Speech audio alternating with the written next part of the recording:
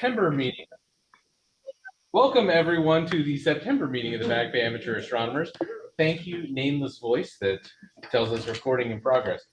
First of all, I would like to thank everyone for coming out. Second of all, I'd like to direct everyone's attention to the variety of snacks and treats that George has brought out. I suspect his report as the refreshments committee leader is going to be George. Well, truncated considering he, last time it was purely to remind me that it's better to remind people of the refreshments before we've already been going for 45 minutes. So go ahead, please get coffee, snacks, treats, and remember that the refreshment committee funds are replenished by us contributing. So feel free to toss in $1 in exchange for the cookies so that George can keep trying to kill us through sugar. All right, I'm going to go ahead and start off as normal with our officer and committee reports. So without further ado, I turn you over to our Vice President, Jeff Goldstein. Thank you. All right. Let's see how quick we can get this.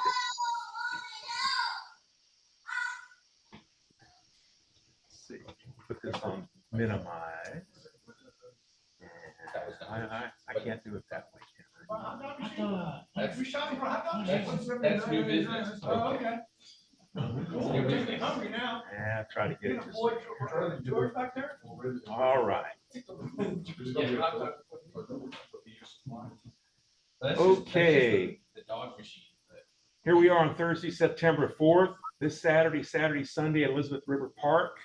And I'm going to bring my solar outfit. I hope other people will do that. Saturday. Does anybody not know what Saturday, Sunday is? We look at the sun on Saturday. So that's why we call it Saturday, Sunday. Okay. Anybody need further information on that? Great fun. Yes. Corn Watch on the 12th, Friday, and Sky Watch, Northwest River Park on the 13th, on Saturday. So that should be pretty good. I think the moon will be, I don't know, not visible until late. So that's good because the moon, last quarter was on the 15th.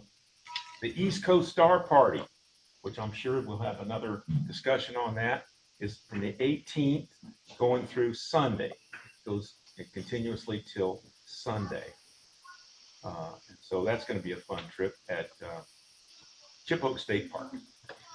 On the 19th, public night at East Coast Star Party. We still got Cornland, but I bet everybody, instead of going to Cornland, is going to go to East Coast Star Party. If you haven't signed up, we'll give you directions soon. Saturday, okay, the new moon is the 22nd. Chamberlain Stargazing, that's at the Chamberlain Hotel, I believe it's in Hampton. And Fort Monroe, that's right, it's Hampton, isn't it? I don't know. And I don't know how many people are signed up. Let's take a peek here. Okay, we do have a few. We got two yeses and one probably. So that'll be a fun trip. Fly me to the moon. First they wanted to do it when there wasn't any moon visible. So I talked them into making it this date. I think it's going to be a waxing crescent. All right. How do I get back? This thing's in the way. Get out of the way. Okay. You opened a new tab. You can't go back. Yes, go back to your old tab. All right. Astronomy boot camp. That's going to be at the rec center. Chesapeake Planetarium. Ah, okay. I've forgotten about This is the first official programming that the Chesapeake Planetarium is doing other than partnering for the Saturday, Sunday, and Skywatch. We're going to, I think right now I've got 25 people signed up and at least 6 on the waiting list. But we're going to gather out there, build planispheres, teach people how to use planispheres, and if anyone's that interested in bringing a telescope and looking around, helping people learn how to use the planispheres, just looking at stuff. Happy to have the additional assistance. Happy to have club members that are there to help make planisphere for free. You don't have one of your own. Are we going to be rolling out the C14? We are going to roll out C14. All right. Very good. That's a 14-inch telescope. Pretty cool. All right. To Kent, at least 100,000 people have looked through that telescope. So very interesting. And it's probably a lot more than that, Okay, so that's good. Astronomy by the river. Forget where that is. Let's see. That is, what river is it though? Harbor's Edge and Southampton, Norfolk. Okay, it's a retirement community. All right. Right next to Norfolk General. Oh yeah. Yep. Okay, very good. So we need some volunteers for that too, if you haven't signed up. Garden Stars on the 30th. Please sign up for that at 8 o'clock at Norfolk Botanical Garden. There's a special speaker on that night. There's a special speaker other than Jeremy Mitchell. Jeremy speaking. Okay. I'm the minor leagues for George, but I'm willing to pinch hit when it's called upon. Excellent. Thank you very much. Okay, in the month of October, Kempsville Rec Center, Astronomy 101, and it hadn't been rescheduled, so that's another one. It's assuming that they're going to have their power fixed by then. I'm sure they'll have by Reasonable October. Should have. Yeah. That topic is going to be, what is an astronomer? There you go. Club meeting again next month. And I'll just do a few more so we can continue the meetings. Saturday, Sunday on Saturday. And IOMN, that's the moon something? International Observe the Moon. Observe the Moon Night, right. Which, And that's at the Chesapeake Planetarium too. ODU Planetarium is going to be, what's that? Did we get permission? We got permission. Okay, cool. Okay. And so it says ODU and Chesapeake are planning to provide sites, not both places, it's just one. So ODU is going to be coming out and helping support. Oh, There's a football game, so I can't do it up there. I see. So it's only in Chesapeake. Gotcha. Okay. Excellent. All right. So you got Rain in Science, and that's REIGN, and that is that's at ODU. That's right. Couldn't think of where it was. That's at ODU Planetarium. Okay, so that'll be fun. STEM activity tables and things like that, and hopefully we'll have some indoor, outdoor things. Indoor, we'll have a table for us, and outdoor, maybe a few telescopes. And what time is it? I forget. It's during the day, so at least we'll see the sun. I hope. If we don't see the sun, you don't have to worry about the telescopes. All right. Columbus Day, Indigenous People Day. All right. Corn Watch, Sky Watch on the 18th at Northwest River Park is, I think, our biggest attended event in the public anyway. Chaos Fall. Let's take a look at that. What's Chaos Fall? Stan River. Star Star Party. Yeah, Stan River Star Party. Okay. Is that a thing? Chaos stands for the Chapel Hill Astronomical Observational Society. You guys are good with the acronyms. I'm glad you're here to help It me is out. the greatest acronym. It's chaos. And then Cornland and Night Watch again on the 25th. Garden Stars on the 28th. Any questions for me? All right, I do have name tags while I'm up here. I've got name tags for the new people, but the newest people, evidently, I don't have the name tags. I'll get the newest people that just joined next month, I promise. Okay, and let's see, what else can I say? That's about it. Stop share. I'll let you guys do your thing. Thank you. What's your chat? Oh, we have chats? Hey, I just wanted to say real quick too, these name tag things that Jeff is doing, thank you, because staying on top of that, it's a pain, it really is.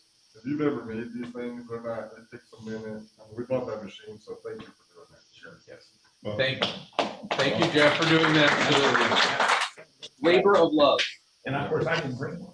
I don't need those. Mine's in the car, so.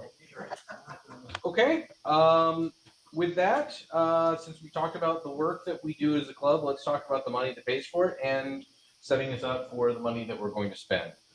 Rich? All right. Ball cap though. Share my screen here. Oh, Am I sharing? We don't see it yet. it says that you started screen sharing. There we go. Got it now. Oh, it's finally showing. You see my Excel spreadsheet? Yeah. We All got right.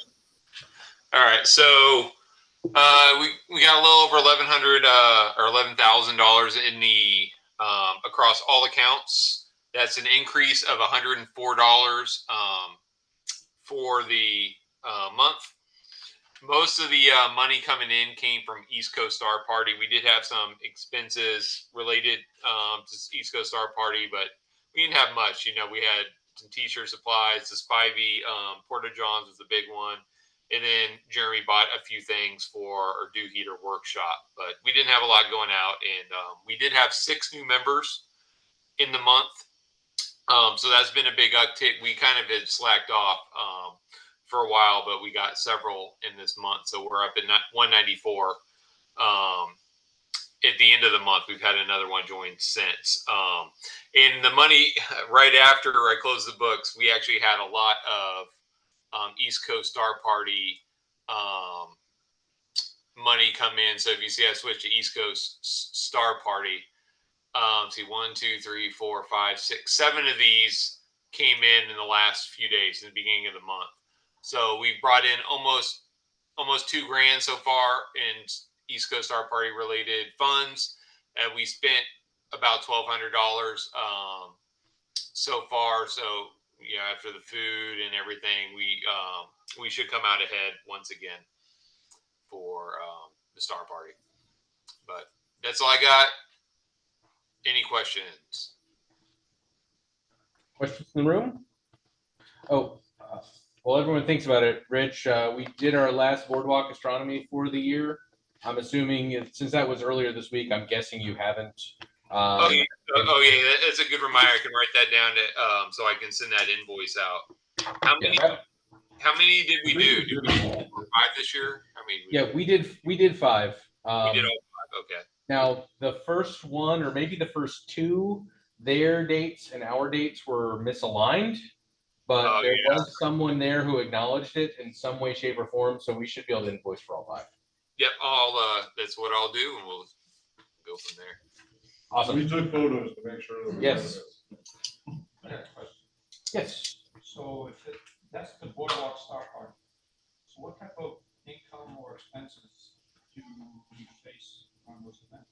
So great question. So Boardwalk Astronomy is an event that we put on because we're contracted with the company that does ongoing events. ongoing. I'm going. Okay. They're the company that the city of Virginia Beach contracts with to have entertainment on the boardwalk. As far as actual expenses that we incur during Boardwalk Astronomy, it's really just us going out there. Sometimes we could argue that some of the banners that we have made for it are expenses associated with it, but largely it's really just members' time. The income that we get from it, though, is they pay us, and I believe that money all goes to our scholarship. It all goes to the scholarship fund. So we actually don't use it as a club. If you saw that spreadsheet, I have 3 accounts. That $11,000 that we have, that's across 3 accounts. So that's our general funds that funds our activities, primary scholarship, and Georgie June scholarship. So pretty much Boardwalk Astronomy pays for our primary scholarship, and then Georgie June we fund through raffles and donations. That's a good question. Yeah. So 500 per, I think. Is that right? Yeah, it's 500 per. Yeah. That's a good use of time. It's also it's enough money that it makes you look outside and say it's going to be cloudy tonight, but I guess I'm driving to Virginia Beach after all. Yeah. At least that's happened to me twice If this summer. there's ever a chance, we're going. Yeah. Absolutely. Yeah, this is the first time we've done all 5, I think, in a while. Usually it's Yeah, it's been a long time. Well, didn't we end up getting a 6th one last year? I don't remember. Or was it the year? There was some year we got we got paid for 4. Was the year before? The year before we got 4. Yeah, it's been kind of our going is 4, but 4 is good because that gives us enough to really get that scholarship paid. Awesome. All right. Any other questions for our illustrious treasurer? Okay. Take a motion to accept treasurer's report. It's been moved. Second. All in favor? Aye. Opposed? Approved. Thank you, Rich. All right. Speaking of wonderful reports that we accept, Gabe, do you want to discuss the minutes from last meeting? Yes, I can. So, in summation, the August meeting was held here on Not really much else to report, other than that a couple of people are complete some observing programs. Ben Loyola, who's here tonight, through the asteroid observing program, while Mr. Jonathan Sheets finished his lunar observing program and his water cluster observing program. We have some old business and new business. We'll get to that in just a second. And then Ben had a wonderful discussion about his citizen science endeavor to locate near asteroids. And that was extremely fascinating.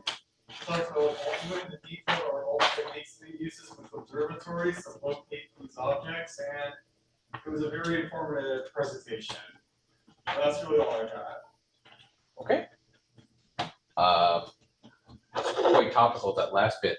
Any questions, comments, concerns, additions, or subtractions? In that case, I'll take a motion to accept the minutes as briefed. I make a motion to accept the minutes. Motion and sound like a second. In favor? Aye. Opposed? Approved. Thank you, Gabe. Okay. All right. I'm going to then turn things over to our world famous astronomical league coordinator, who is joining us via Zoom because he is not feeling well. But his presence is missed. Okay, I'm gonna try to share. Can y'all hear me? Yes. Yeah. Okay, I got a lot of windows open, but that's kind of like my life. So this is the Astronomical League website for those of you that are new there tonight, may not be familiar. The Astronomical League is currently, as of 2025, a nationwide consortium of about 300 clubs and currently has 23,000 members nationwide. The website is astroleague.org, and as you can see here, there's lots of cool tools that you can click on to see what's going on with the Astronomical League. The one I like to use the most is the September night school, well, the night school sky tools right here. And what that looks like is this. And hold on, a lot of windows. But anyway, it looks like that, and you can check out where the celestial equator is, where the ecliptic is, star hop amongst all these different other objects, and I find that this is a great tool, for beginners as well. So anyway, check that out, and that's all I really have for the Astronomical League. And I've already congratulated people that have finished programs in the Reflector magazine for June. So I'm just waiting for the September issue to come out, and we'll be able to announce some more pins. That's all I have for Astronomical League. I'll just make the point. The reason, Bruce, if you didn't know it, Bruce brings that up is because you are a member of the AL Astronomical League, whether you knew it or not. Every member of Back Bay is. Part of your dues that are paid to Astronomical League every year. So you're a member. Yeah. You can do all the observing programs. So. And I used to be treasurer, so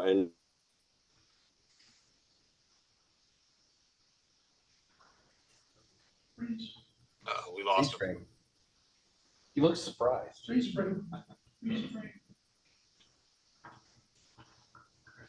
Oh, there he is.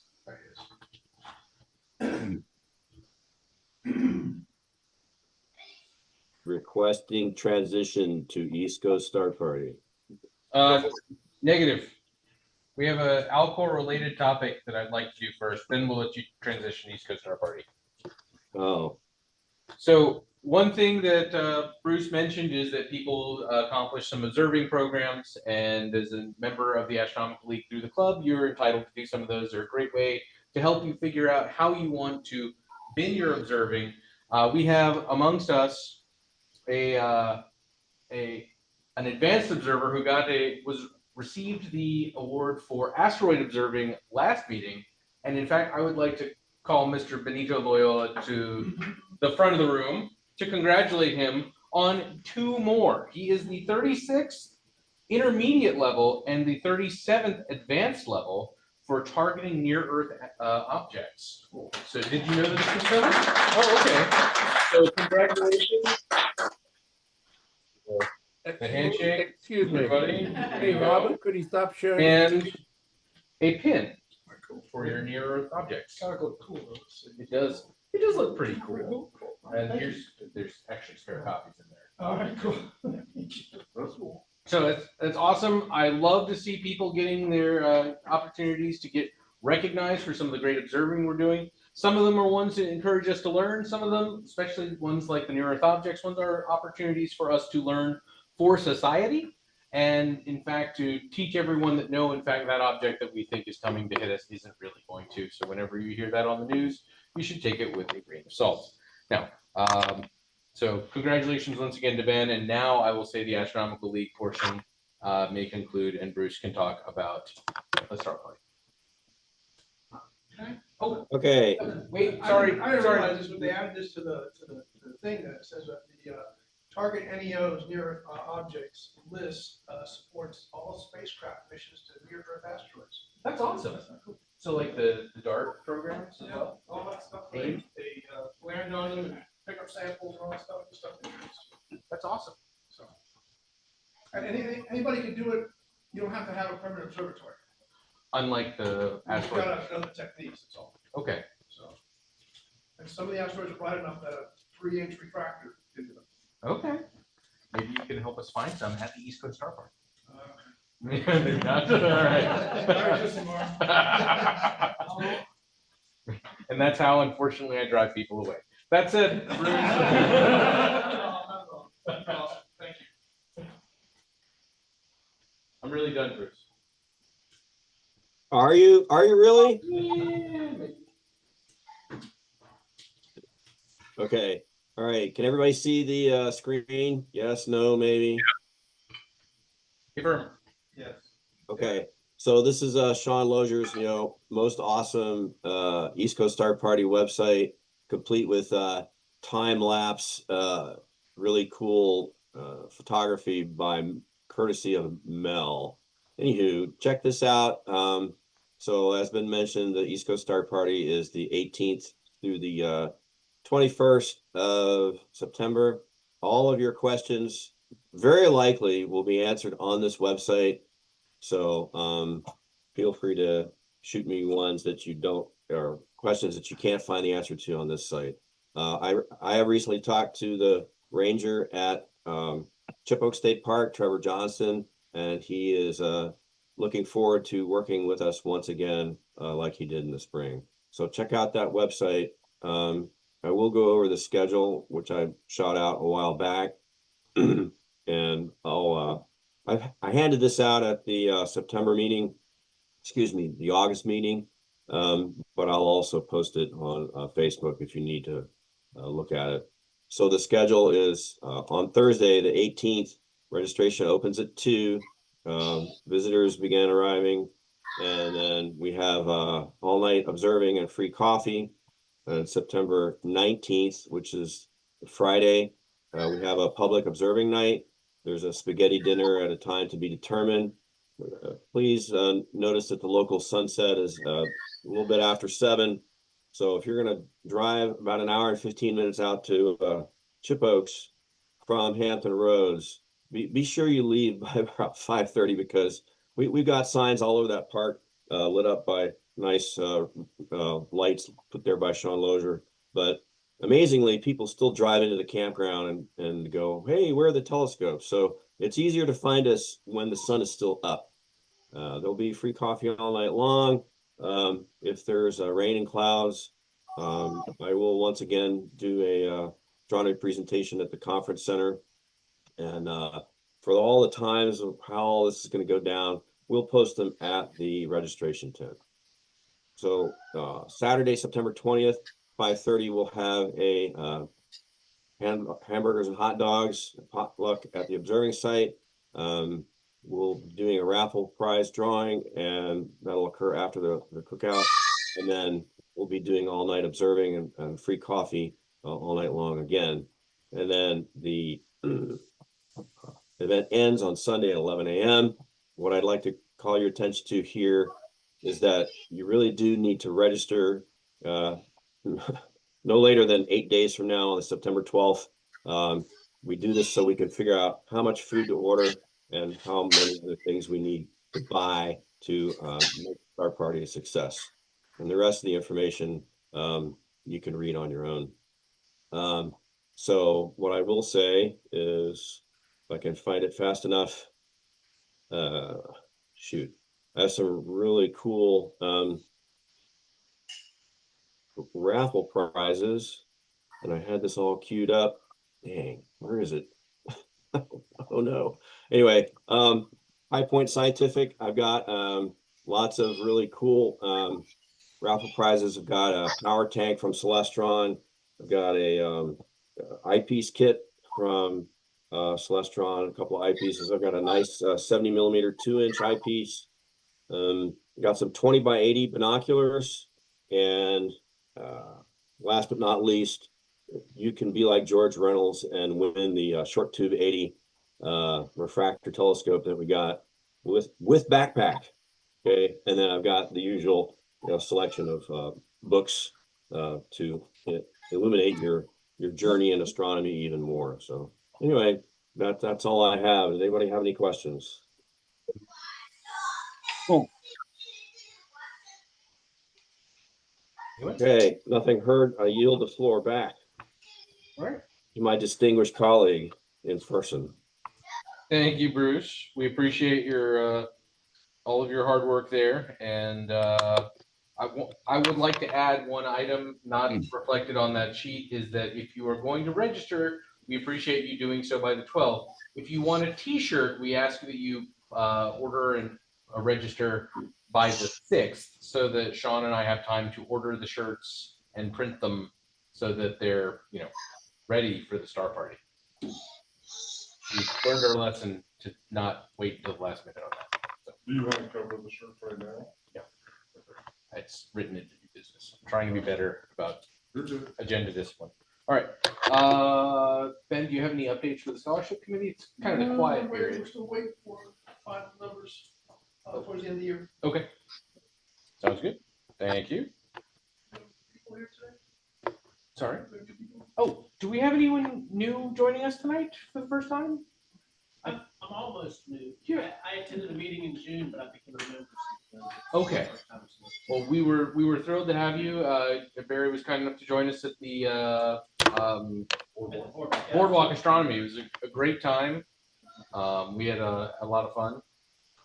So a plug, join, come out, have fun with us.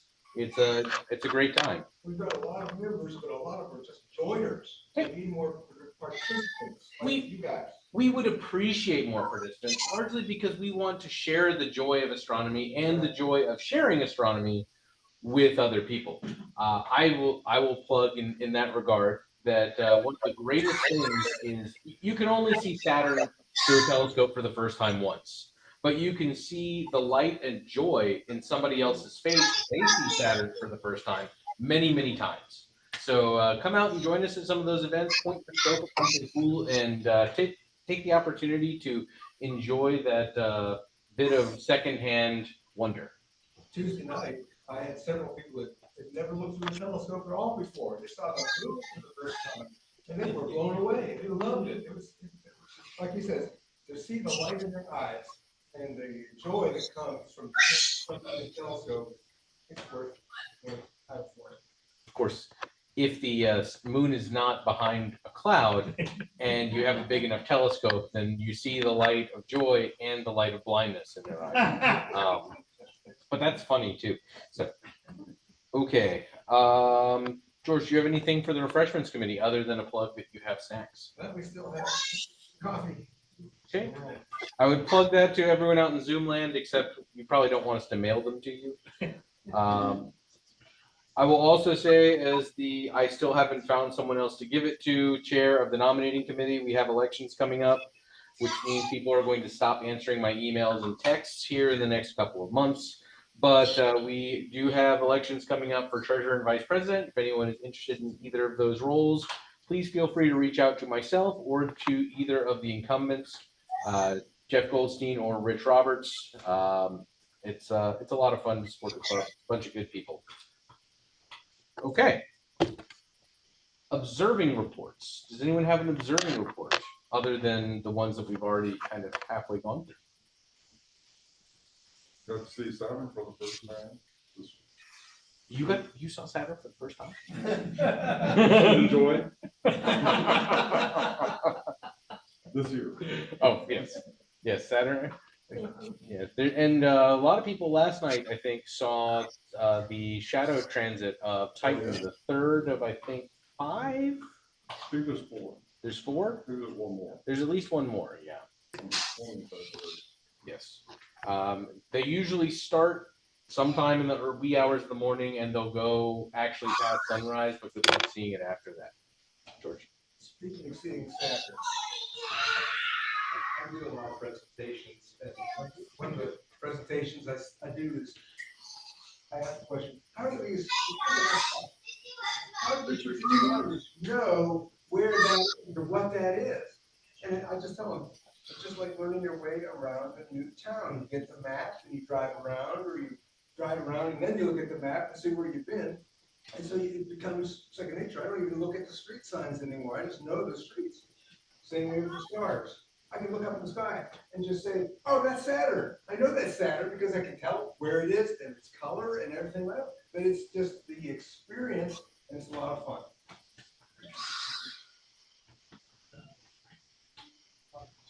I'd say this weather has just been spectacular for last week. Just incredibly clear. I don't know how we keep this going. Let's try. You had to say that. It's going to get hot again tomorrow. Yeah. Focus. Anyone else? Okay. Things went sideways. In this case, literally. Okay. Good enough. Okay. So some items of old business. As we mentioned, the International Observe the Moon Day, but Gabe took care of that, so I will just mark it off. Library telescope program. Yes, I went to the Central Library, all the telescopes were checked out. In fact, I got an email back today from the person who's in charge, saying that they will let me know when the telescope comes in so I can go check it out. They had 2, they said one of them was never returned, so they're down to 1. But they also said, such a popular item, that the library system bought 10 more telescopes and passed them out to the other libraries. Virginia Beach. Yeah, that's great. So we're definitely gonna need some help. So I sent an email back, said, let me know if those other 10 telescopes were adjusted for library astronomy, and if not, we can take a look at them. Yeah. Did they tell you if they got the same type of telescope, or did it? It said. Yeah.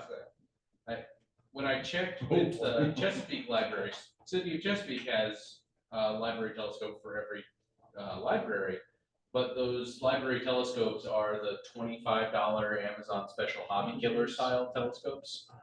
So perhaps a goal for next year would be, might be to put together a plan to try and get a good quality library telescope in every library throughout the region. I think that would be a noble quest. Maybe not accomplishable in a year, but I think it would be something for us to think about as supporting our mission. So thank you for that update, George. As you find out more, and if you find out you need additional assistance getting those telescopes tuned up, please let us know. Or since I hornswoggled you with this task, feel free to pass it off to someone else if you don't necessarily want to tune up 12 telescopes. So.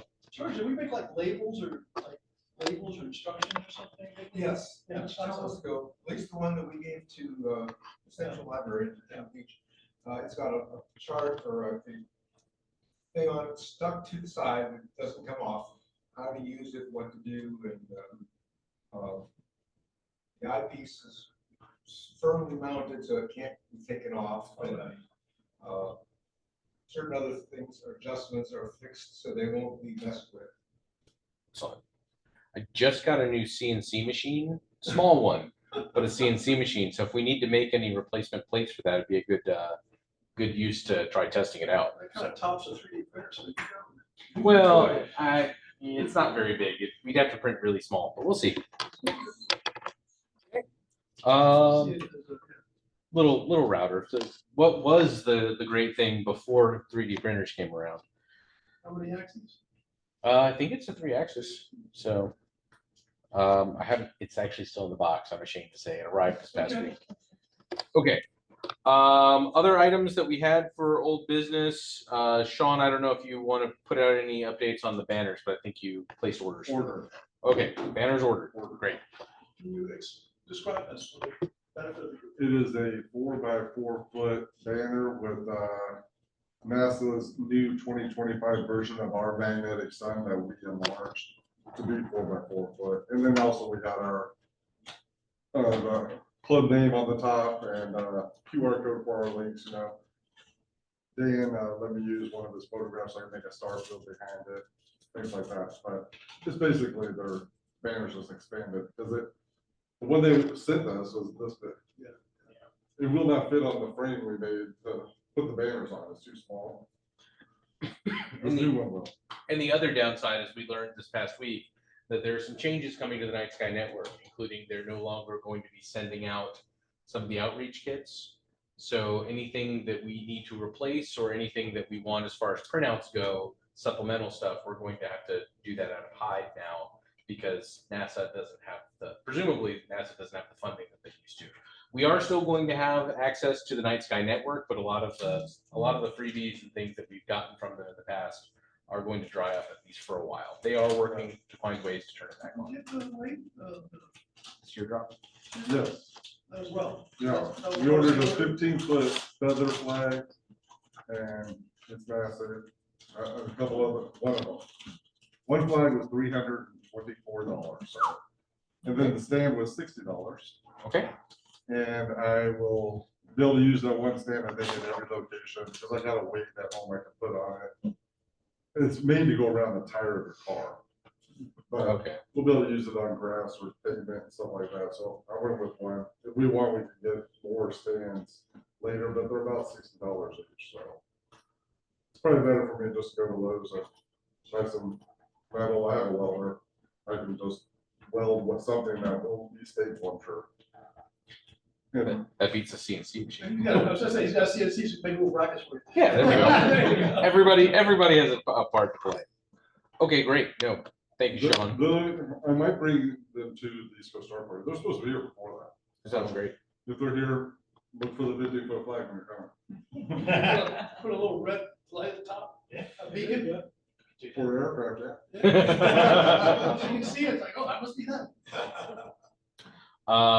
On that subject, or on a similar note, Sean, do you want to talk about t-shirts? Yeah, so now we're doing. We're now into new business. Now you can. T-shirt, of course. Do you have a current or accurate number of the t-shirts right now? I only have an inaccurate number. I think there's a dozen t-shirts ordered for the East Coast Star Party last I looked. And what Jeremy and I want to do is order more t-shirts than what we need for the East Coast Star Party, like at least double. Because we're going to make, I know we're wearing one tonight, but we're going to be making these t-shirts. So our regular club t-shirt, we purchased a stencil maker or screen printer, sorry, about a year ago, and now we're about to use it. I've tested it this week, it works. So I'll be making the screen for the East Coast Star Party tomorrow, and going through that whole process. I think it's going to come over. We're going to screen print the shirts. Oh, that's cool.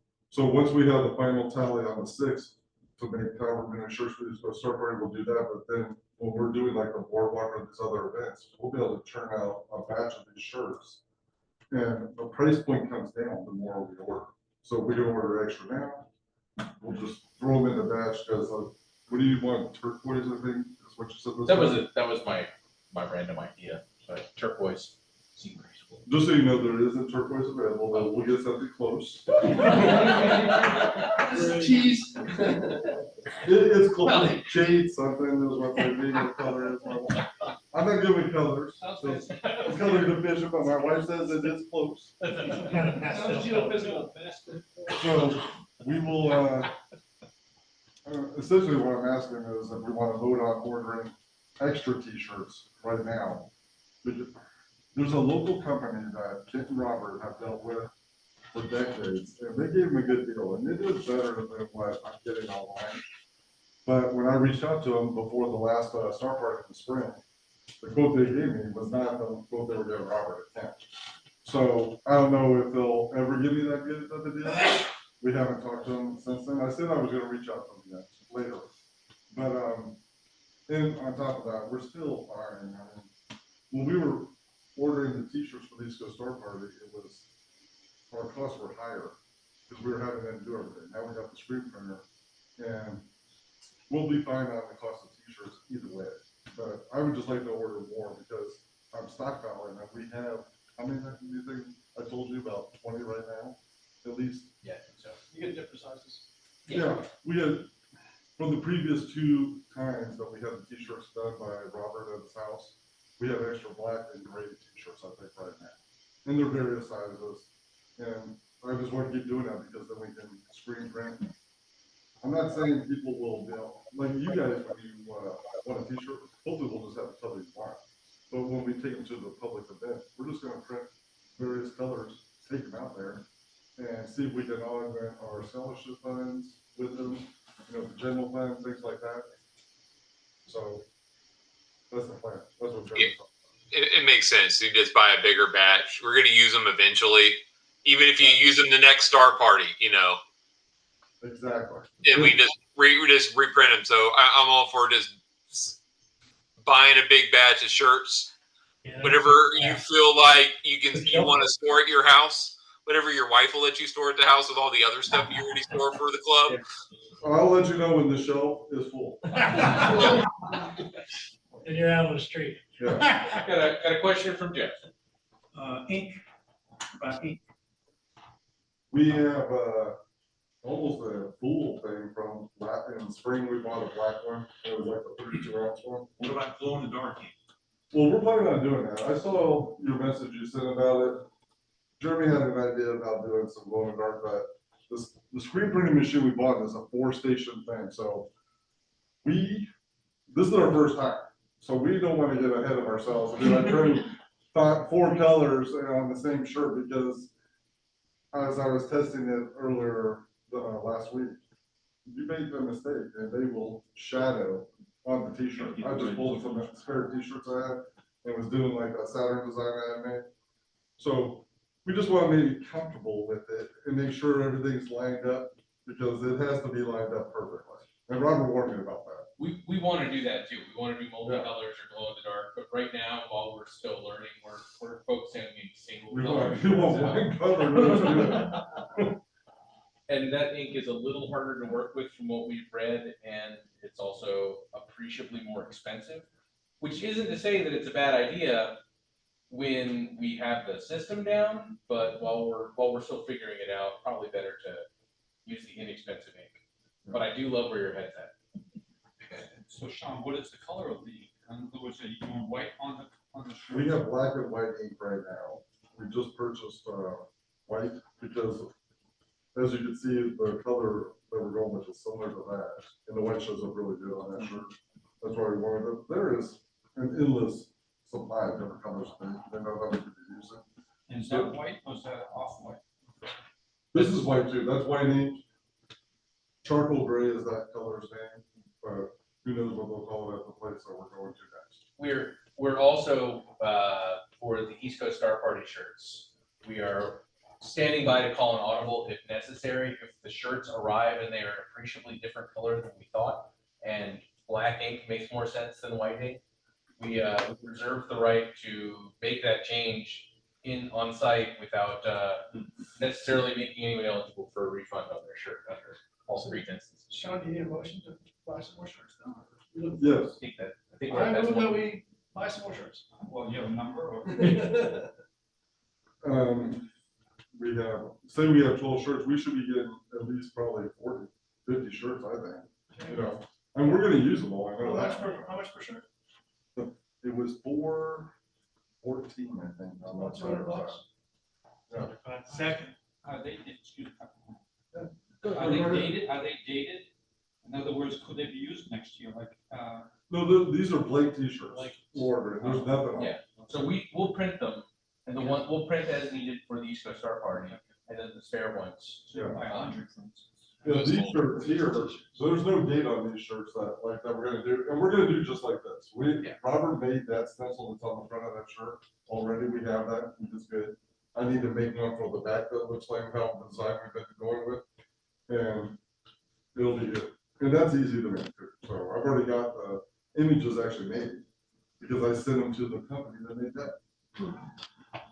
Second motion. There's been a motion and a second. I'm not quite clear on how many dollars or how many shirts that motion is for. 250? That should cover it, because I'm pretty sure you're right about the 240. Okay. So motion to buy $250 worth of shirts for East Coast Star Party and additional spare shirts for club use. Any additional discussion? All in favor? Opposed? All right. Great. Okay. 2 more items of new business that I'm tracking, and then if there's anything else from the floor, and then I'll stop turning the camera around. Okay, the question has come up in chat and in person about the hot dog machine, which Rich thought I was kidding about, but I really am not. I thought you were our hot dog machine. Okay, so that's a great point, right? So historically, the club president has the responsibility of being the grill master at East Coast Star Party. I'm happy to do that. I don't know if it was because my hot dogs weren't very good or because people want me to actually spend more time looking through my telescope. I'm not sure, but the idea of, hey, what if we had something that would keep things going? Maybe the idea was just that we need to be able to feed Kent at an appropriate rate. But the question of having a durable, long-term snack stand, basically, you know, like the hot dog rollers that you see at any gas station, 7-Eleven, etc., that we could put hot dogs for observing nights, not necessarily for grilling time, although it'd be good to keep things warm. As well as potentially if we were feeling crazy, we could put breakfast sausages, taquitos, lumpia, what have you, on there so that we have snacks throughout the observing night. The idea is to get this primarily for East Coast Star Party. That does not mean it would be restricted only to that. We could potentially see if we wanted to have snacks at other events. I could see a route to us bringing it out Right here. at here, at Corn Lawn, George's Kitchen. etc. I am apparently unable to share the screen right now, or at least by the way I know how to do it. Rich, is that something that? Green thing. Click share. Click share. This thing? Yeah. I tried You have that. the power.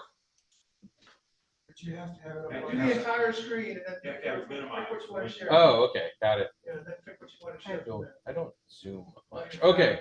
So There you this go. one seems to be a good choice. It is an 18 hot dog roller with an acrylic cover. The nice thing about the acrylic cover, and this is the selling point to me, is that we can shut it and flies and bugs can't get in and feast themselves on our hot dogs. 180 bucks, not an insignificant expense, not a huge one either. I think it'll be a good way for us to be able to keep the dogs rolling, pun intended, well into the night. Where do you plug it in? We actually have space at the coffee mess tent where we are right there. There's plenty of power available on the observing. So There's lots of power outlets. I moved to spend $200 for the hot dog machine, that's including shipping. How much is the $12 machine? 12 dog machine is about 150, 160. You're going the wrong way. How much is 24? Let's see. We do have a motion on the floor. 24 is 200. I mean, so realistically, how many? Makes it much bigger. How many hot dogs did you It's cook? gonna be lugging on that a thing night? around. On a standard night at Chipoke's, I think I was probably grilling about a dozen dogs. Most of those were for Ken. He's not. But he The was way you here. dog is on point, man. That's right. He's not- But I mean, this also gives us the opportunity, since this thing will cook sausages and other things like that, we could potentially heat up breakfast food on here. I know Gabe cooks himself bacon and eggs there, but people wanted to throw some sausages or something like, please don't cook eggs on the hot dog machine. There was a motion.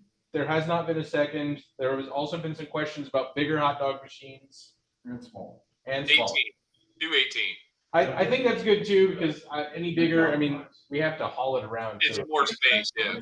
I'm gonna second Jeff's motion for $200 for the $18 machine, including shipping. Okay, $200 including shipping. I hope that's right. I think it's free shipping. Oh yeah. Well, I'm not gonna order it now. Yeah. But, okay. Any discussion? We know where it's made.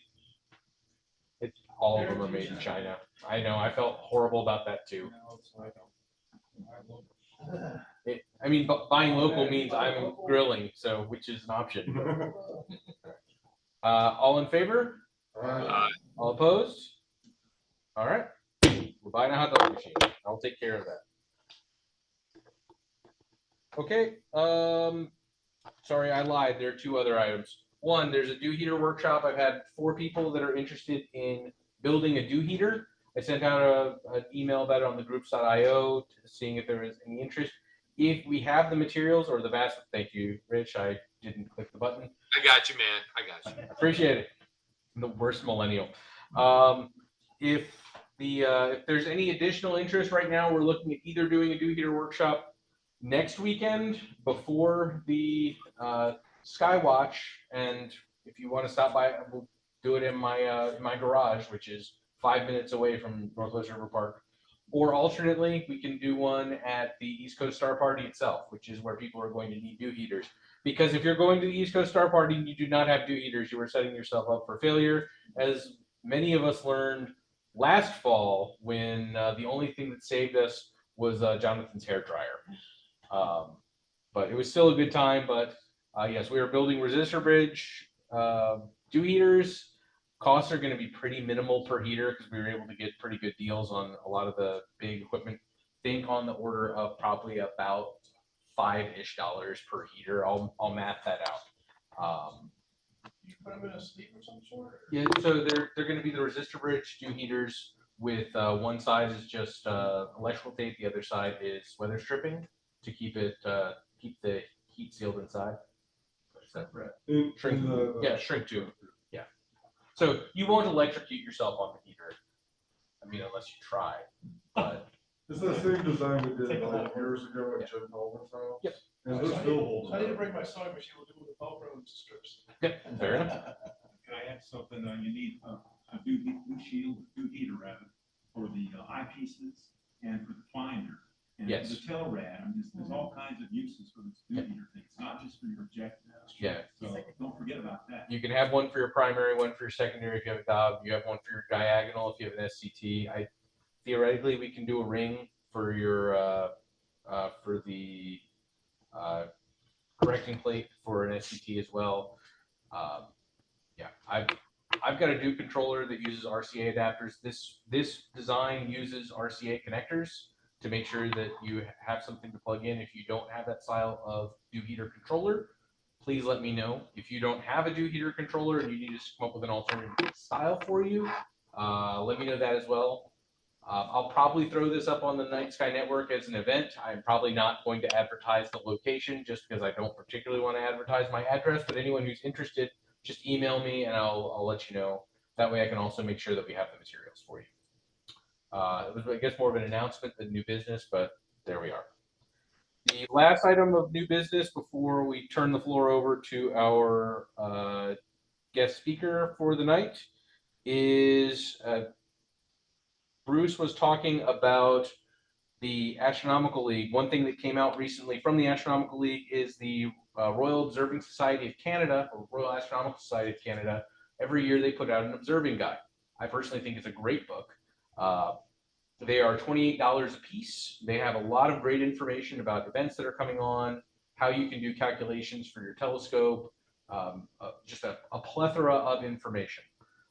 If there is interest, we can do a bulk buy. It brings the per unit cost down by $2 per. So if anyone is interested in getting a RASC handbook, please let me know, and I will figure out whether we have enough interest to do a bulk buy. We just need 10 people. Otherwise, anyone who's interested will get their own. You want to count now? Sure. Anyone interested off the top of their heads? Well, how big is this thing? It's about yay. No, they're not So, very big. I should have brought mine tonight. I totally didn't There think. you Of it. go. Oh, yeah, Rich. There you go. Yep. George and I usually get them. There we go. All right. I get a free version because I contribute. You Go get look what? at like Oh, 300 something. There's articles from here. all right. Yeah, not in the beginning, in the first part of the book, it's got almost an education in astronomy. And then it's got a section for month by month events going on. Yeah. Then it's got sections for the planets, it's got a section for the moon, it's got sections for the sun, it's got sections for meteors. It's a wonderful tool. One of the great things about it is that in the month by month section, it even has what the 4 Galilean moons configuration is as a running chart over the course of the day. So, or over the course of the month. So when you glance up at Jupiter, you can tell who it is just by looking at the chart, which is super neat. Tells you when Algol's at, yeah, a lot of detail. Fun fact, a lot of the information that I put out in my monthly email about what's up going on, I scrape shamelessly from the Royal Astronomical Society of Canada. Can I get a show of hands one more time so I can scribble down? I'm sorry, what's the name of the book? It's the, Rich, what is the actual name? Royal Astronomical Society of Canada Handbook. We call it the RASC. Yes. Okay, thank you. All right. That is all I have as far as Anybody planned. online in the chat? Oh, yeah. Do we have any hands in the chat? No? Okay. Got one new business. One new business. 2 weeks ago, a couple weeks ago, I received a donated telescope. And I don't know if anybody else got another telescope. I also got a donated telescope. I suggest we offer it to the club members first, and if not, we could convert it to a library. So mine's not very good. It's an old Meade 4-inch equatorial mount. It's got all the accessories and everything. It's not in perfect shape. It's pretty dirty, but it's got a tripod and everything. It's good enough for a beginner to do some good work. So I'll be glad to donate that to anybody that wants it. Or we can.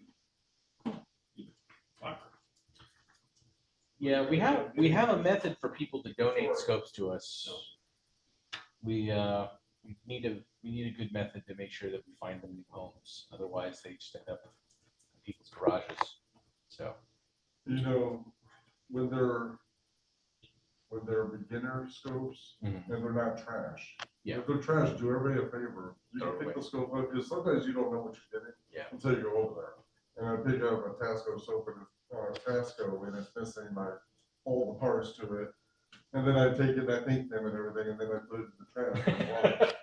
Okay, because you're doing everybody a favor when you're doing that. But if it's a workable scope, then you can advertise on Nextdoor, science teachers at schools. If it's a really good scope that an amateur astronomer in the club might like, then set that aside and ask here. You see what I'm saying? But you can get rid of those scopes. If they're workable still, reach out to the school. I mean, I just post on Nextdoor and someone will come to my house and get it.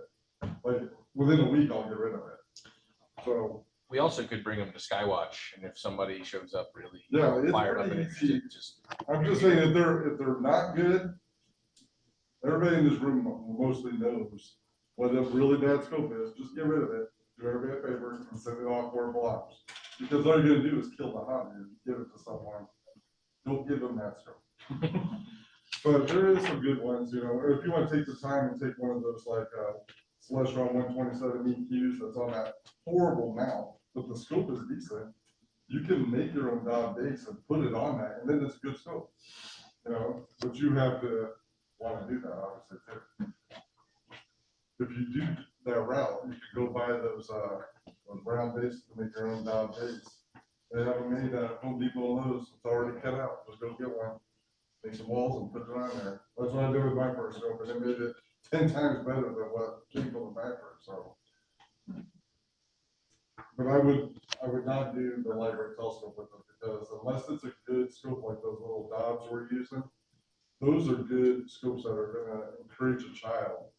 If you give them a bad scope, they're going to have nothing but problems. In fact, the ones that, Chesapeake bought, what we probably should do is reach out to whoever is running the library system, make sure they don't buy any more of them.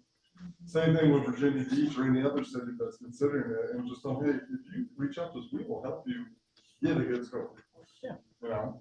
No, a great point.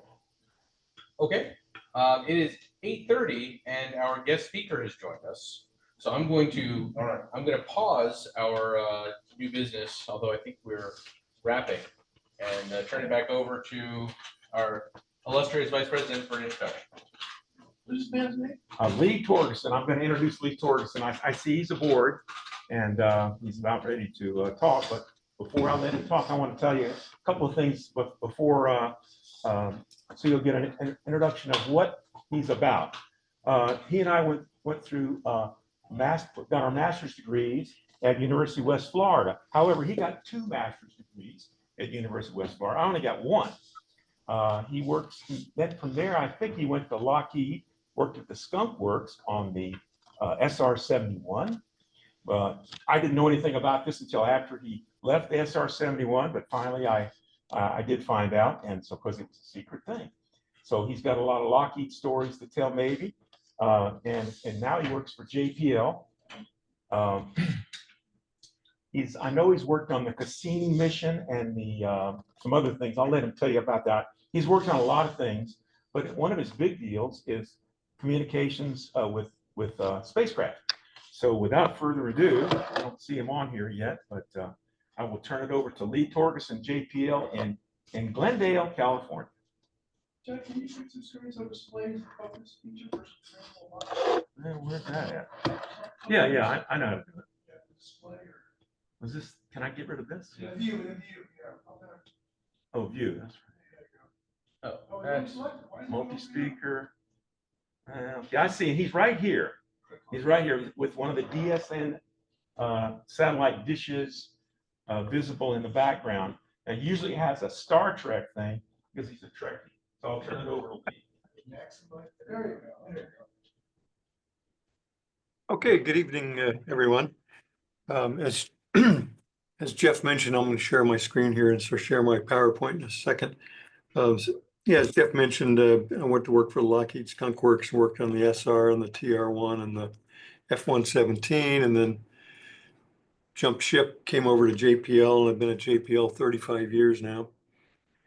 And started out working on the Mars Observer spacecraft. Was deputy spacecraft team chief, flew it to Mars, it blew up, which sucked. Went to work on the Mars Global Surveyor, which was the replacement for that as the spacecraft system engineer. We got that one there okay, and it lasted many years. That was a success.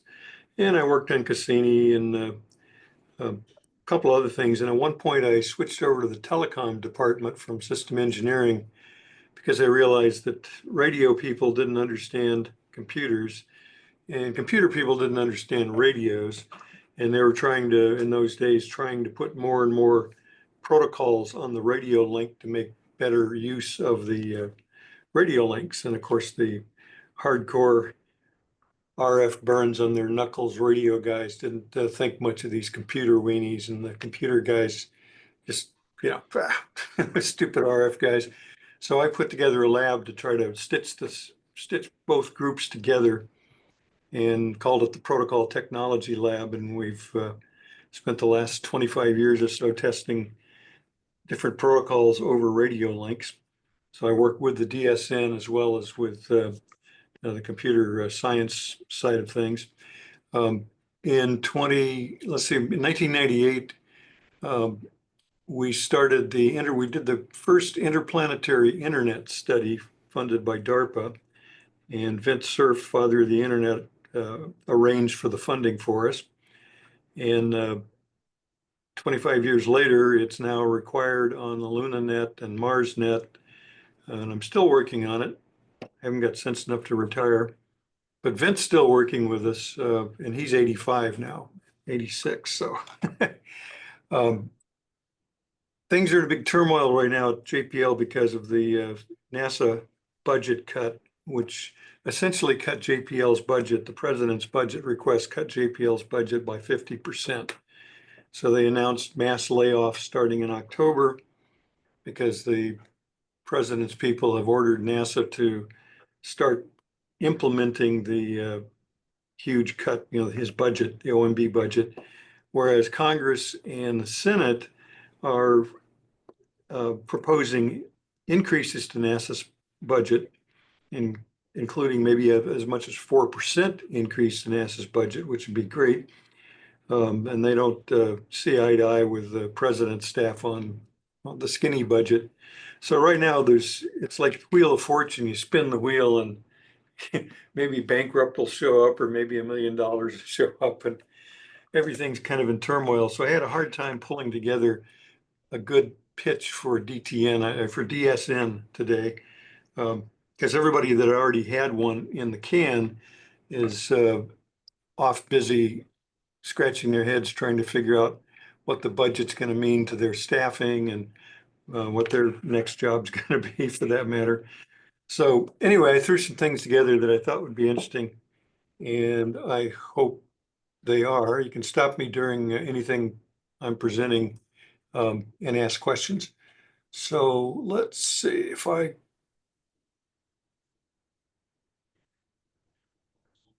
want to hit share, and then I want to share this thing. Excuse me, can you hear me? Yes, sir. Can you explain to the people what DSN is? It's Deep I'm sorry. Space Network for News People. A lot of people don't know. Good plan. Good. Yeah, we all live in a soup of acronyms. So it's the Deep Space Network. And what is this? Okay, allow. Okay, I don't know if can you see that slide? You can, yes.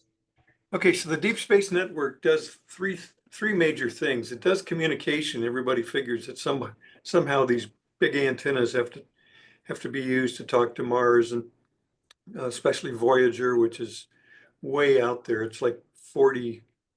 I'll look in a minute here. I've got a chart on that. Mars is usually 8 minutes to 20 minutes one-way light time. So it takes 20 minutes when it's on the opposite side of the sun. It takes 20 minutes for a radio signal to get to a spacecraft on Mars, and it takes 20 minutes for it to get back.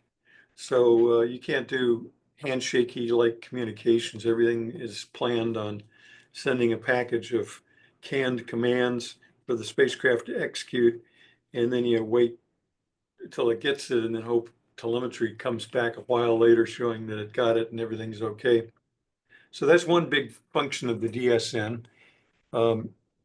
It also does navigation. You got to know where the spacecraft is. And so the same way you kind of azimuth elevation, you can do that with your astronomical telescopes with the right ephemeris information, but we also do ranging. The angular information for where a spacecraft is shored up, if you will, by observing where known quasars are. They'll get some radio data from looking at a quasar, and then they'll slew the antenna over to where the spacecraft signal is at the peak, measure the angular difference, and that's a fairly, it's pretty accurate reference for the angle. And then how far away it is, they use various Doppler techniques for ranging. Then the third function is they do radio science support. And radio science support means, what radio science is when you get an antenna and you get a scientist, and there's nobody in between the scientist and the antenna, and there's no spacecraft to talk to, the scientist guy will take over the antenna and do things like high power radar imaging of asteroids. And so the whole solar system defense network that they've got going is conducted largely by the DSN. When things like extra solar system objects come whizzing by, the DSN is used to look at those, and they can actually do radar imaging of those things. And then the other curious thing about radio science is, besides looking for gravity waves, they also will look at a spacecraft signal as it goes behind a planet and the signal goes through the atmosphere, and they can see how the signal changes as it goes through the atmosphere, whatever it's going around. And the scientists can deduce some properties of the atmosphere like that. The DSN's got 3 stations around the world: Barstow, Madrid, and Canberra. And I'm going to show you a quick video. I guess, let's see, what if I do share and share the whole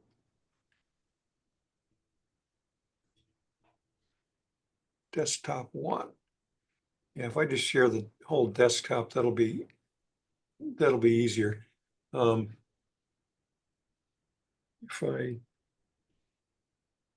escape this presentation and go to this.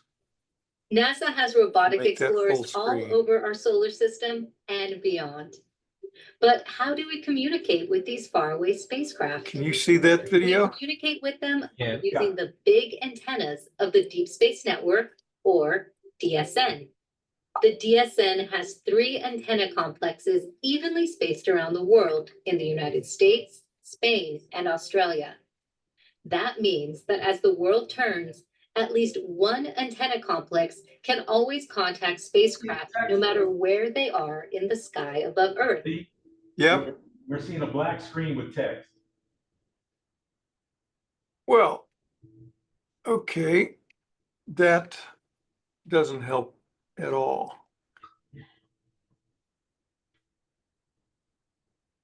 Let's Which daily habit stop that.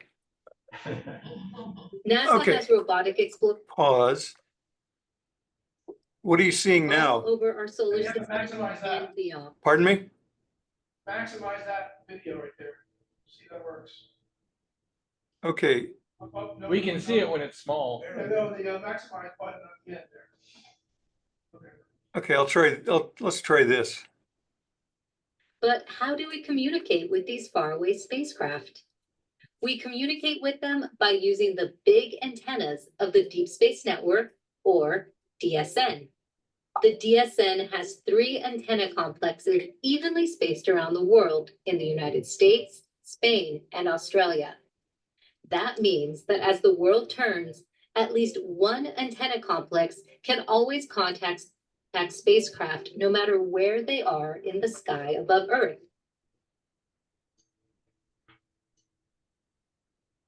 Here you see the Goldstone Deep Space Communications Complex located in Barstow in Southern California. You're standing next to a massive 70-meter dish, which has a total area of approximately 1 acre. Need that for Voyager. This antenna was constructed in 1965, and along with the DSN antennas across the world, has helped us communicate with rovers landing on Mars, the New Horizons mission to Pluto, the Voyager missions to Jupiter, Saturn, and beyond, and more. The Deep Space Network provides the crucial connection for commanding spacecraft and receiving never-before-seen images and scientific information. This large antenna includes not only the 70-meter dish, but also a base that can turn to point it at any place in the sky. Slowly. The 70-meter antennas are driven by hydraulic drive systems using a 200 horsepower motor. That's the power of a car engine. The 70-meter antennas can communicate in S-band and X-band radio signals, which are 2 different types of radio communications used for talking with far-away spacecraft. To learn more about NASA's Deep Space Network. Okay, I'm going to stop that. Someone once said that I've never liked NASA's PR videos, and someone once said that if NASA owned Colonel Sanders, they'd be advertising warm, dead birds. So, I apologize for some of that. There is a website that if you Google for, if you look at nasa.gov and look for the DSN website, it oddly enough takes you to the organizational structure and all the pretty pictures of the managers and who cares. And then there's a thing that says public. And when you get to the public, it's like, oh yeah, the public might be interested in this stuff. So it has some articles, and that's where I got this this video. Um, most of the complexes look like this. Is they have the big 70-meter dish somewhere, and then they've usually got 3 or 4 34-meter dishes. And the 34-meter dishes are what are used for Mars. You switch to the 70-meter dish. If a spacecraft at Mars, for instance, goes into what they call safe mode, it gets scared, it gets lost, something broke, and oftentimes its dust has confused the solar sensor, so it doesn't know. The star sensor, it keeps track of where it is by a star sensor, and if the star tracker has some dust particles or something that gets it confused, it'll get scared and go, uh-oh, I don't know where I am, and it'll go into what they call safe mode or contingency mode. And this, what the thing does is it says, I don't know where I am, so I can't point my high gain antenna to the Earth, because who knows where that is. So I'm just going to go on to my low gain antennas, which are omnidirectional, and squirt out SOS that way. And the signal is so weak, you have to use the 70-meter dish to pick up the signal. And the data comes down at like 7.5 bits per second.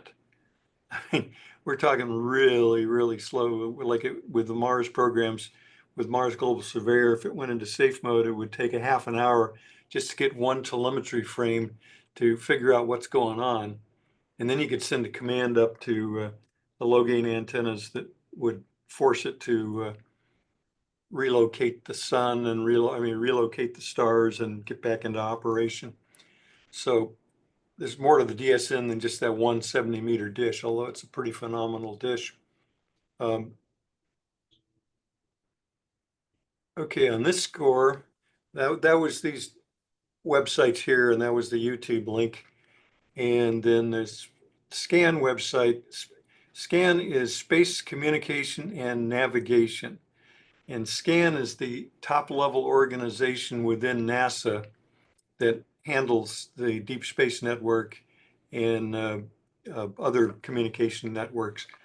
And so they've got a reasonably decent website to look at communicating with missions.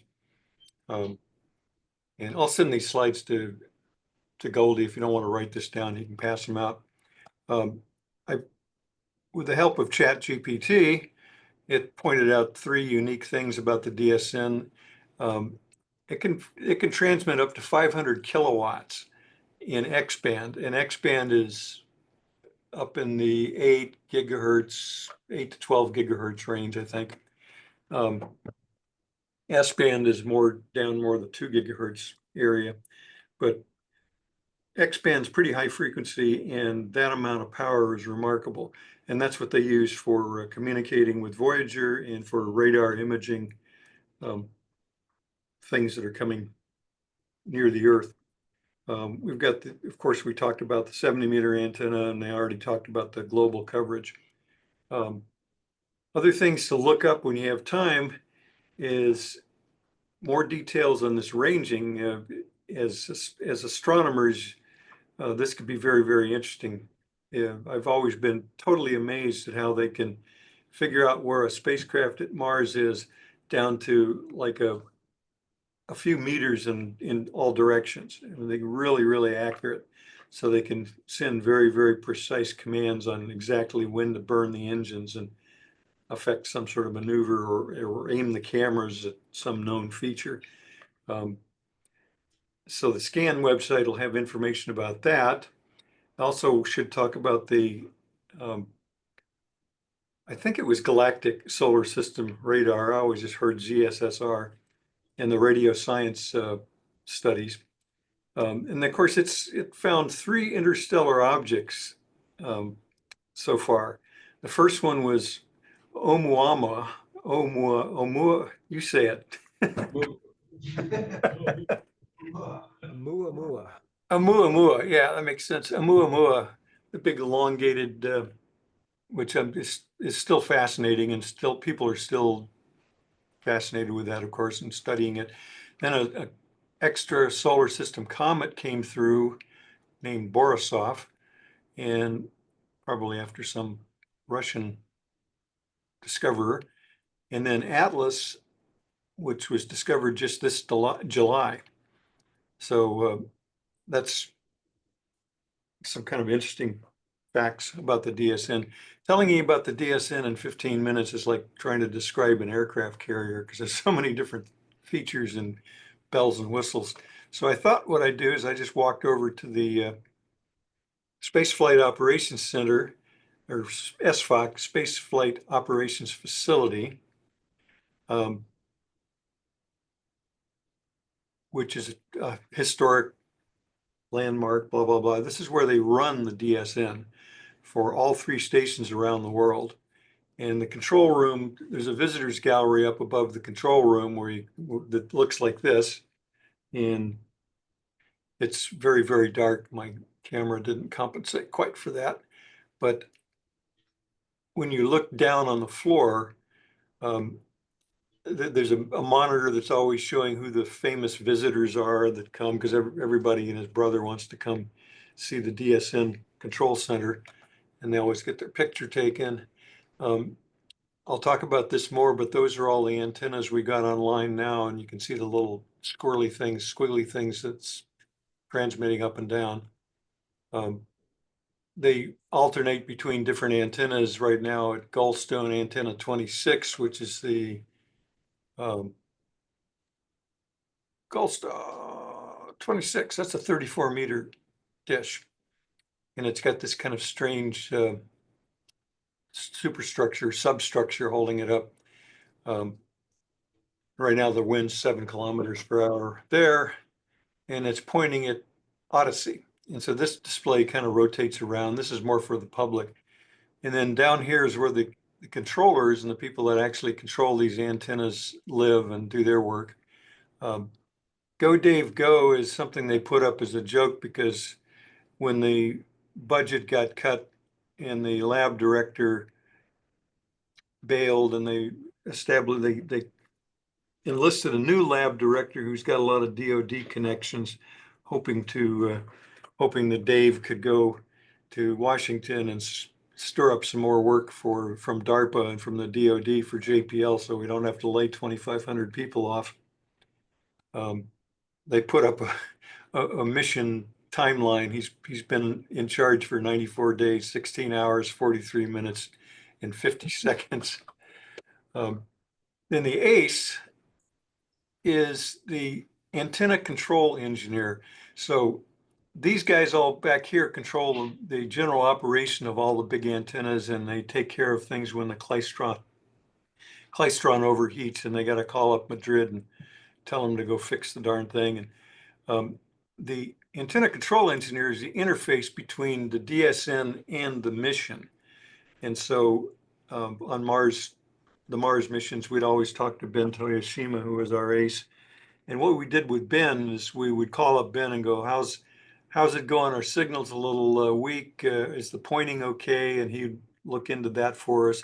Or we would send him a file and say, hey, Ben, we need to have you send this file up to Mars Global Surveyor at 14:52:90, sometime, and he would go ahead and do that. So with a lot of missions, this gets to be a pretty busy place with a lot of computer monitors. This is a little shot from the visitors gallery into the area where you see the pictures of when Mars sample returned, Mars Science Lander landed, and everybody's got the matching T-shirts, and they're all jumping up and down and hugging each other when it worked. That's the little area off to one side that they put aside for the spacecraft teams and VIPs.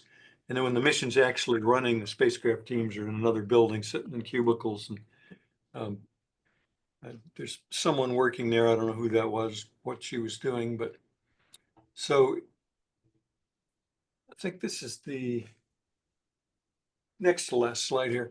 The Madrid, Goldstone, and Canberra antennas. They show you which antenna is talking to who. The big one at Goldstone, 70 meter at Goldstone, is talking to Voyager 1. In Madrid, they're taking a siesta. Lunar Reconnaissance Orbiter, the JWST Space Telescope, we get all their data and then provide it to JWST. OSIRIS-REx, and this guy is a program I worked on quite a bit with the Koreans called the Korea Pathfinder Lunar Orbiter. And so it turns out the Near Space Network in Goldstone, on the East Coast in Maryland, handles the tracking data relay satellite antennas that the orbiters that the ISS space station talks to. And when Earth orbiting missions go over the Earth, they go past ground stations that have 20-meter dishes and the 18-meter dishes that are small enough to slew very fast to be able to track the spacecraft as it goes from one horizon to the other in about 8 minutes. So it has to slew pretty fast. These guys can't quite do that, but for the lunar missions that are coming up, they were going to build more antennas for the Near Space Network to use for the lunar comms, but there's no budget for it because the price it's running at $180 million an antenna. So they shelved that idea and they're going to use the DSN for the next few years to support all the lunar missions. So we're talking to LRO and the Korean Pathfinder Lunar Orbiter, which we tested their comm system in my lab for about 2 years. I still have a headache listening to a variety of dialects, shall we say.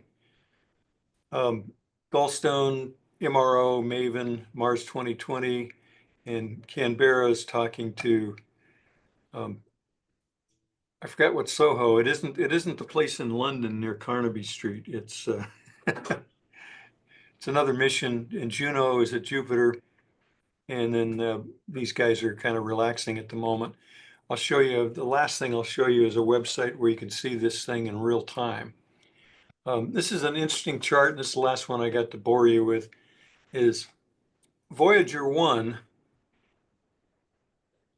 They don't have, these are things that they're looking at right now.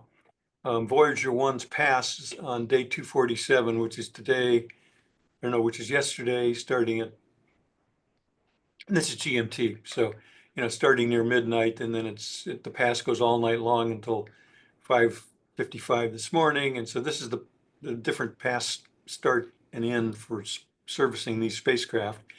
And they rotate around, so we have continuous coverage for most of them. And then this was the interesting thing to me, is that this is the year, month, and date that the day of the year, the day of the year, hours and minutes, actually, the date of when this thing launched and when we first started covering it. So Voyager launched 48 years ago and 15 days, 9 hours, 2 minutes. And so some of these spacecraft, and this is a big concern in the grand scheme of things, if you're concerned about deep space science.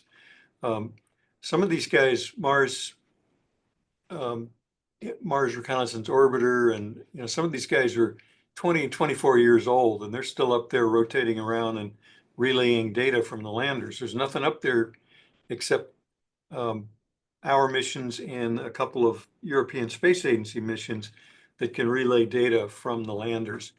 And they're all getting a little long in the tooth. So it's just really hard to sell Congress on doing mundane things like providing for communications around distant planets when everybody's all, hopped up on going to the moon.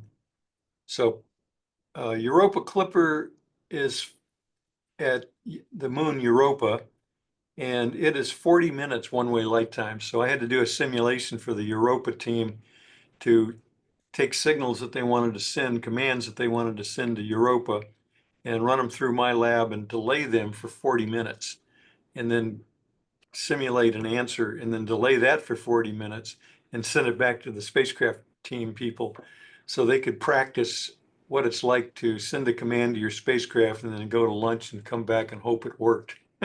So, okay, the last thing I'll show you is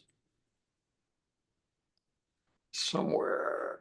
Oh, that's the scan website. which was nasa.gov communicating with missions. It's nothing like public outreach organization. But anyway, they've got a lot of good information in here that is very interesting about the science and what we're doing with the deep space missions. And then the DSN now, of course, they can't keep it a consistent web naming convention. So it's eyes, as in OHOS, eyes.nasa.gov/apps/DSN-now. And I haven't tried this, but I'll try it right now. Yeah, so that's what DSN now does. You just click on that and it shows you in real time what these antennas are doing. And they show communications in both directions, because sometimes these antennas, they're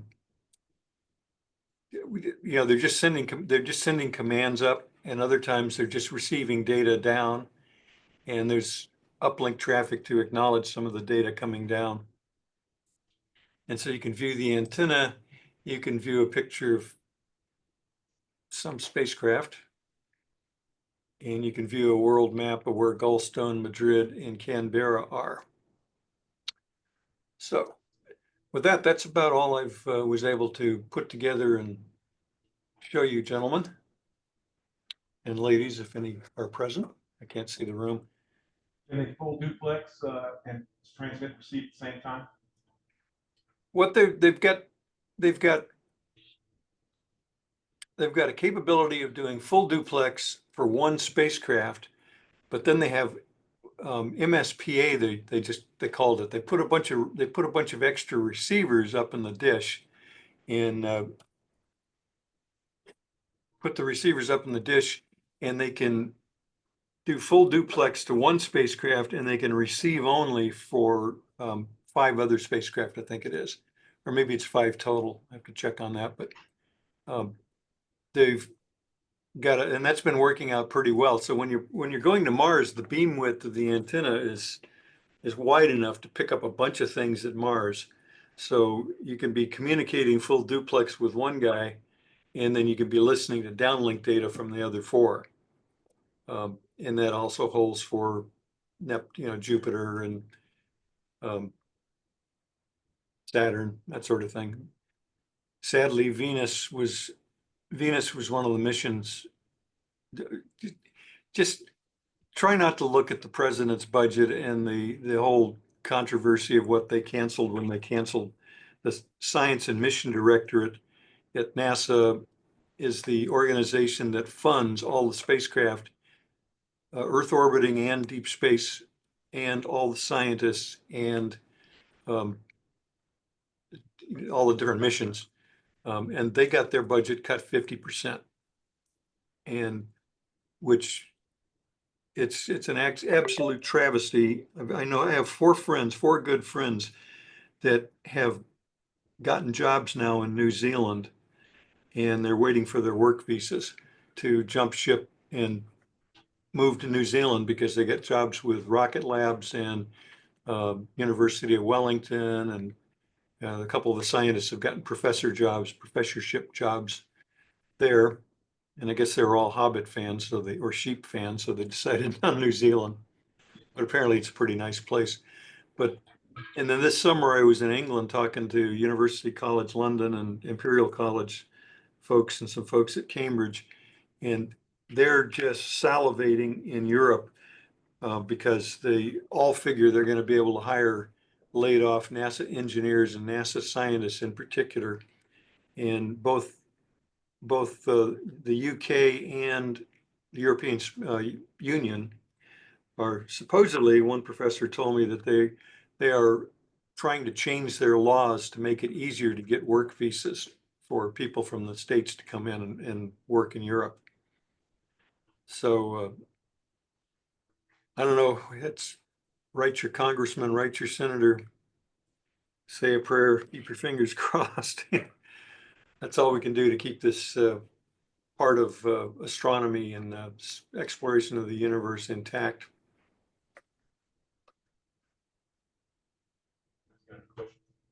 That's an outstanding job, Lee. Thank you. Thank you.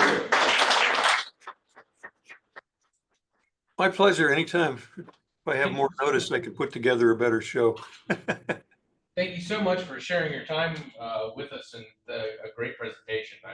Every time I hear something about Deep Space Network, I'm more impressed. I didn't know some of those capabilities that it has. 500 kilowatts. Yeah, that's amazing. Any questions from the room? Do you know how they scan the asteroids? I can see the ranging with the Doppler shift, but how are they scanning asteroids? Well, they use the antenna as a radar. So they do radar waveforms, and they just they just send radar waveforms out, hits the asteroid, bounces back, and they get enough resolution to oftentimes see a lot of details about the asteroid and what the surface is made of. Hard to see a lot of these things optically because they're black until they start forming a tail, and you guys know all that stuff, but it's mostly a radar technique that they use, and that 500 kilowatts comes in handy. Any other questions? Any questions from out in Zoom land?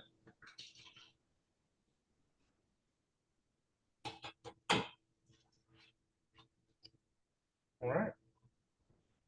Checking chat. Okay, well, I got a comment that great talk, and that's absolutely true. I can get a round of applause for. Thank you, kind sir. My pleasure. And now I think I'm off to In-N-Out Burger. All right. Well, you can send the chat to Europa Clipper, and maybe it'll be ready by the time you get that. See you guys later. All right. Thank you very much. You bet. All right. So that is all that we have prepared, except for the probably everyone's second favorite part. I hope everyone's favorite part is the featured presentation, which is the door prize drive. Did anyone not get a door prize ticket? All right, Jeff, would you like to share with the group what you brought tonight? Yes, indeed. Donation from. Hey, what is the door prize? What's that? What is the door prize? Share it with Okay. when Zoomland's there. All right, wait, let me put it on Zoom land. Jeff's about to share it. All right. Can y'all see this case?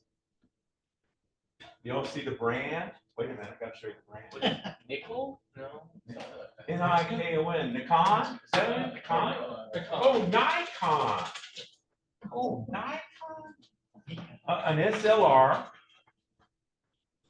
with a Nikon lens. Wow. That's just part of it. Extra battery. Telephoto lens, Nikon. Nikon. I don't know where you're from. I don't know what this is. Professional, I don't know, telephoto lens. Anyway, got a lot of accessories in here, some filter holders and all kinds of stuff. This was donated about a month ago to us, and he says, I hope we'll give it to somebody with a good home here. And I know there's plenty of people that got a good home for this, right? So. Looks nice. I might have to try to make next month's meeting. That's right. There's another one coming next month. It's not as valuable. All right. You do the honors. All right. 367-2188. Oh. Take the next one, please. No, take the next one. I got one. I got two. Thank you. All right, 2184. That's me. All right.